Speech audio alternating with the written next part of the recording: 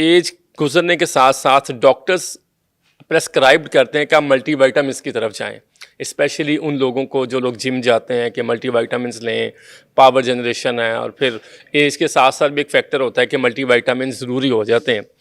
تو کون سا بہترین ملٹی وائٹامن ہے دنیا کا جو آپ کو، میں نے سنا تھا تو آپ کچھ بتا رہے تھے تو اس لیے میں نے کہا میں اب آپ کی موجودگی کا فائدہ اٹھاؤں. دیکھیں جتنے بھی وٹامنس ہیں اور خاص طور پہ جو ملٹی وٹامنس ہیں، یہ جس طرح سے ڈاکٹر کہتا ہے نا کہ کسی حکیم طبیب کے پاس نہیں جائیں، یہ کشتہ دے گا، جی ہاں، یہ اس کشتے سے زیادہ خطرناک ہے. Multi vitamins. آپ اس کی دانتیں تو پڑھے نا، کتنی دانتیں ہیں جو اس میں ڈالی گئی ہیں، کیا اتنی دانتیں اکٹھی ہو سکتی ہیں؟ طبیب جو حکیم ہے نا، جو کبھی کشتہ بنایا کرتے تھے، میں ان کی بات کرتا ہوں چونکہ اب تو کشتہ سازیاں بہت کم رہ گئی ہیں. تو بات یہ ہے کہ کشتہ جو ہوتا تھا وہ کسی ایک دھات کا وہ مارتے تھے، بناتے تھے، کچھ کرتے تھے.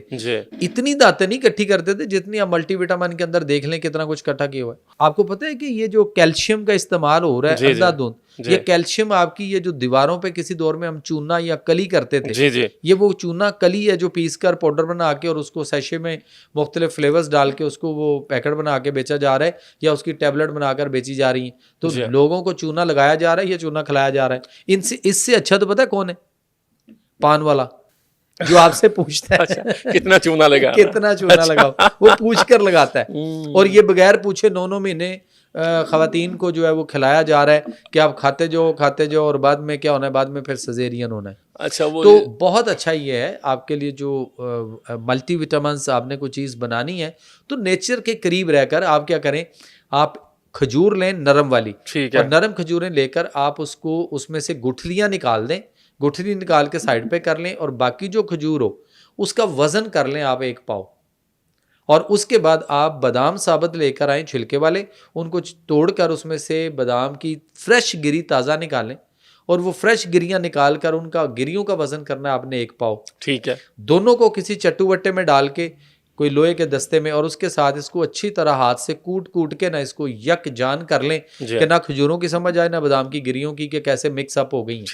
ٹھیک ہے. جب وہ اچھی طرح مکس ہو جائیں تو اس کے بعد 1 پاؤ شہد اس کے اندر ڈال کے اس میں آپ مکس کر لیں. اس سے اچھا دنیا میں آپ کے لیے کوئی وٹامن، ملٹی وٹامن، اس سے اچھی کوئی پنجیری کسی کے لیے ہو ہی نہیں سکتی. زبردست ہو گیا. اور اس کا پھر 1 چمچ جو ہے ٹیبل سپون، وہ صبح اور 1 ٹیبل سپون رات کو، زبردست نیم گرم دودھ کے ساتھ یا ادرک، زیرہ اور پودینہ کے قہوہ کے ساتھ دیں. اور آپ 15 دن صرف کر کے دیکھیں، کوئی بھی کر کے دیکھیں، اور اس کے بعد پھر وہ کمنٹس میں لکھے کہ مجھے اس کا فائدہ نہیں ہوا، یا وہ لکھے کہ مجھے اس کے فائدے کیا ہوئے. ٹھیک ہو گیا. ڈاکٹر صاحب بہت سے پیشنٹس میں نے بذات خود دیکھے ہیں، وہ دمہ کے پیشنٹس ہوتے ہیں کہ ان کو سانس کی تکلیف ہے، ریشہ ہے، کھانسی ہے، اور وہ مختلف قسم کے علاج، ایلوپیتھک، ہومیوپیتھک، حکمت، پھر ٹوٹکے سب کچھ کرتے ہیں، لیکن ان کو اس میں آرام نہیں آتا. تو یہ سمجھ لیا جائے کہ جو دمے کا مریض ہے اب یہ تاحیاتی بیماری اس کے ساتھ چل رہی ہے، اس کو ایڈجسٹ کرنا ہوگا. دیکھیں پہلی بات تو یہ کہ یہ مائنڈ سیٹ کس نے دیا کہ یہ تاحیاتی بیماریاں چل رہی ہیں؟ ڈاکٹرز نے. تو پھر سر ڈاکٹر کو کسی نے کوئی تو پوچھے نا، ان کو پبلک پوچھے ان سے. میں آپ کو پوچھ رہا ہوں، آپ بھی ڈاکٹر ہیں. سر بات یہ ہے کہ مسئلہ یہ ہے کہ ایک اسکول آف تھاٹ ہے جو یہ کہتا ہے بیماری کا علاج کوئی نہیں، اور قوم اتھی ہی بیٹھی ہے میں علاج کرا کے اٹھنا ہے. دیکھ لو وہ کہتے ہیں انہیں سے کروانا ہے، کروا کے دیکھ لو. وہ 2 سال 4 سال بعد کہتا ہے اب معجزہ ہی ہونا، گھر لے جائیں. ہاں جی. تو بات یہ ہے کہ جب وہ پہلے ہی دن کہہ رہا ہے کہ اس کا علاج کوئی نہیں، تو پھر آپ وہاں کیوں بیٹھے ہوئے ہیں، کیا کر رہے ہیں وہاں پہ؟ اور دوسری بات یہ ہے کہ ایک اور چیز ہے جو قوم کو پوچھنی چاہیے کہ جو قرآن کی آیت کی نفی کرے، جو حدیثوں کی نفی کرے، اس کے بارے میں آپ کی کیا رائے ہوگی؟ دائرہ اسلام سے خارج ہوتا ہے وہ. آپ یہ بتائیے، منکر حدیث. جی بس اب دیکھیں کہ اس وقت جو ہے وہ اکثریت ڈاکٹرز کی یہ کہہ رہی ہے لوگوں کو کہ فلاں فلاں بیماری کا بھی علاج کوئی نہیں، فلاں کا بھی علاج کوئی نہیں، فلاں کا بھی علاج کوئی نہیں، علاج ابھی دریافت ہی نہیں ہوا. او بھائی، اللہ قرآن کے اندر آج سے 1500 سال پہلے جس اللہ پہ تم ایمان بھی رکھتے ہو، جس نبی پہ تم ایمان رکھتے ہو، اور اس کی آخری کتاب پہ بھی ایمان رکھتے ہو، اس کے اندر آیت دے دیتا ہوں. 15واں پارہ ہے، اس میں جا کے دیکھ لیجئے کہ وہاں پہ آیت ہے کہ وَنُنَزِّلُ مِنَ الْقُرْآنِ مَا هُوَ شِفَاءٌ رَحْمَةٌ لِّلْمُؤْمِنِينَ وَلَا يَزِيدُ الظَّالِمِينَ إِلَّا خَسَارًا، کہ بے شک ہم نازل کرتے ہیں اس قرآن میں ایسی چیزیں جن میں سراسر شفا ہے اور یہ باعث رحمت ہے مومنین کے لیے، تو کوئی مرض لا علاج نہیں. اللہ کے نبی صلی اللہ علیہ وسلم کی بے شمار حدیثیں موجود ہیں کہ کوئی مرض لا علاج نہیں اللہ نے اتارا, ہر بیماری کی شفا نازل فرمائی, ہر بیماری کے لیے 70 دوائیں نازل فرمائی. اس کالے دانے میں یعنی کلونجی میں ماسوئے موت اور بڑھاپے کی ہر بیماری کی شفا موجود ہے. کتنی حدیثیں دوں. شہد کا تو میں کہتا ہوں کہ یہ تو پبلک کو منہ توڑنا چاہیے, اس کا کوئی بھی ہو واٹس ایور, جو بھی یہ کہے کہ عدت علاج ہی کوئی نہیں, اس کا منہ توڑنا چاہیے ہمیں کہ بھائی تو قرآن کی اور حدیثوں کی نفی کر رہے ہو. اچھا ڈاکٹر صاحب, تو یہاں ایک تو یہ, دوسری کوئی بیماری لا علاج نہیں, اور کوئی بھی ایسا نہیں ہے کہ دمہ دم نکلنے سے جائے گا. دمہ بڑی سپیڈ سے جاتا ہے, دمہ آ ہی نہیں سکتا اگر نزلے کا غلط علاج نہ کیا ہوتا تو. اوہو, نزلے کو دبایا جاتا ہے, نزلہ بیماری نہیں, نزلہ بیماری نہیں, چھینکیں آنا بیماری نہیں, آپ کے الٹی آنا, دل خراب ہونا, متلی کی کیفیت, آپ کے جسم میں بخار آنا, آپ کے جسم میں پھوڑے پھنسیاں خارش کا ہونا, آپ کو لوز موشن لگنا, یہ کوئی بھی ان میں سے بیماری نہیں ہے.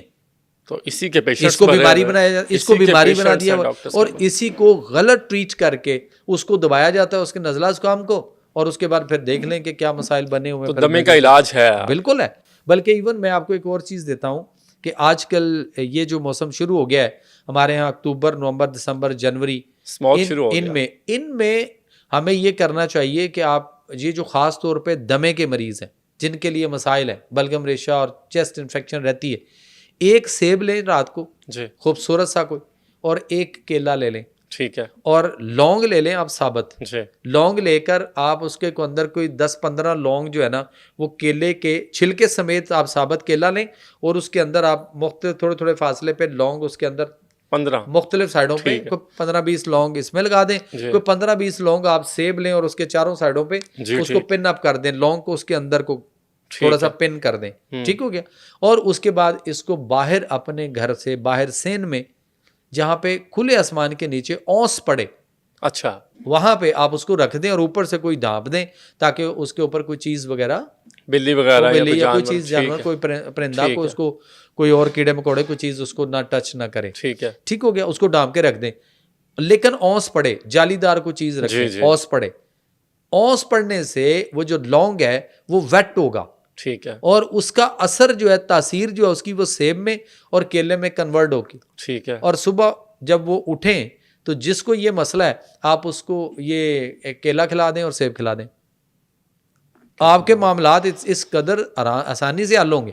اور خاص طور پہ وہ لوگ جو نیبولائز پہ ہیں, نیبولائزر مشینیں رکھی ہوئی ہیں انہوں نے, یا جو انہیلر لیتے ہیں, 1 پمپ 2 3 4 انہیلر ان کے پاس ہیں, یا وہ اسٹیرائڈ پہ لگے ہوئے, یہ اپنی بیماری سے جان چھڑا سکتے ہیں, ان کا دمہ ٹھیک ہو سکتا ہے. اور یہ میرے آپ کی طرح سے, باقی اپنے فیملی ممبرس کی طرح سے تو تندرستی کی راہ پہ واپس آ سکتے ہیں بغیر کسی دوائی کے, زندگی گزار